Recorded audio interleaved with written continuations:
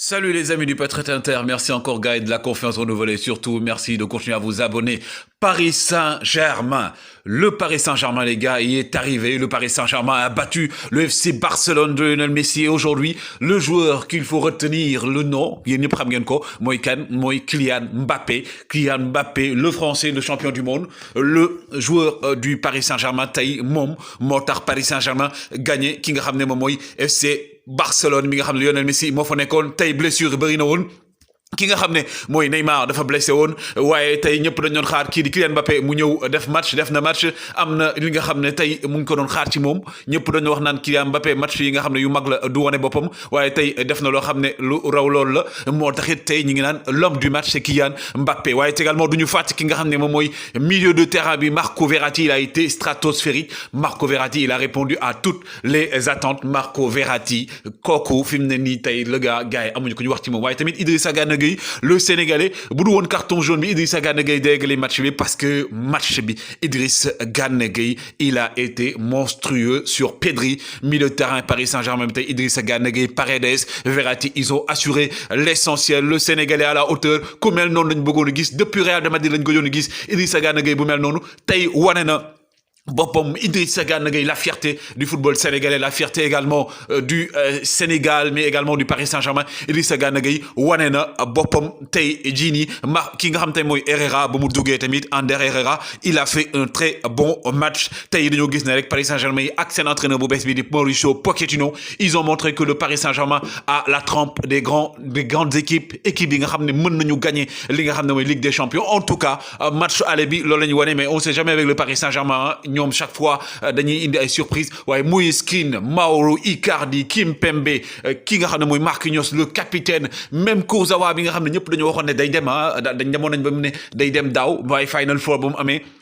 à la dernière minute Leonardo ki nga xam ne mooy Leonardo confirmé ko prolongé contrat am ñëpp doon wax naan lu erreur la mais en tout cas il l'a montré tey gis nga troisième but bi encore ñu dugal ko ki nga xam ne mooy Moïse Kean tax Paris Saint-Germain dugal troisième but bi face au FC Barcelone le Paris Saint-Germain qui aujourd'hui a détruit le FC Barcelone ñëpp doon ko xaar mais Mauricio Pochettino entraîneur bi ñëpp doon xaar la le Paris Saint-Germain en tout cas tey wane na lu bëri Kurzawa comme je dis Kimpembe Moïse Kean ñëpp a ngi koy wane équipe bii nii la ñëpp doon xaar ci Paris Saint-Germain Barcelone tamit dafa décevoir FC Barcelone dafa décevoir ndax défense moom défense bu bon la carrément défense bu bon la Piqué lu koy wane mooy Piqué jóge ci blessure ñëpp yaakaaroon ne Piqué tey dañ koy teg ci banc bi xoolal mu ñëw def loo xam ne tey mooy loolu dañ ko aligné mais mënu ci dara l'anglais tamit toujours le même l'anglais ay erreurs yu ñàkk fayda lay def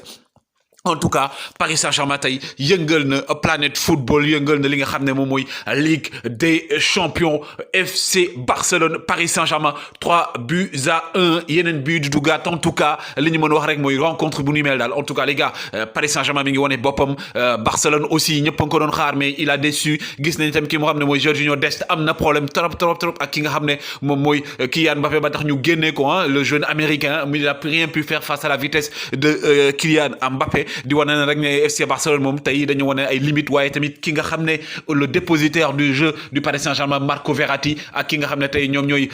tamit équipe bu Paris Saint-Germain bi yëpp wane nañ seen i bopp mais tey gars yi en tout cas ce qu'il faut dire c'est que le Paris Saint-Germain a été à la hauteur devant le FC Barcelone Griezmann bi nga xam ne moom la ñuy doon mu remplacer ki nga xam ne moom mooy Neymar il n'a été que l'ombre de lui-même kii tamit di Dembélé la même chose Neymar moom il n'a pas joué ce match en tout cas on a montré aujourd'hui que le Paris Saint-Germain avec ou sans Neymar mi ngi ciy wane boppam bu Neymar ñëwee nag peut-être que ce sera un plus ce qui est sûr c'est que le Paris Saint-Germain a réussi ce que plusieurs joueurs ou plusieurs équipes ou plusieurs pronostiqueurs n'auraient pas pensé possible fi nga xam ne mooy FC Barcelone pour la première fois benn équipe française dem ci Camp Nou daal di gagné ki nga xam ne moom mooy FC Barcelone le Paris Saint-Germain à la hauteur gars yi gis ngeen loolu lañ fi wane encore mention spéciale à Kylian Mbappé mention spéciale également à Marco Verratti mention spéciale à Paredes monstrueux mention spéciale à Idrissa Gana Gueye qui a été à la hauteur défense Paris Saint-Germain aussi rien à dire Kurzawa Florenzi Kimpembe kii nga xam ne tey mooy Marquinhos gars yi wane nañ seen bopp milieu de terrain Paris Saint-Germain tey moom dañoo wane ne li ñu nekkoon di liggéey ak ki nga xam ne tey moom mooy en tout cas seen entraîneur du Pochettino mi ngi fay on se demande même à se dire ni ko kii waxee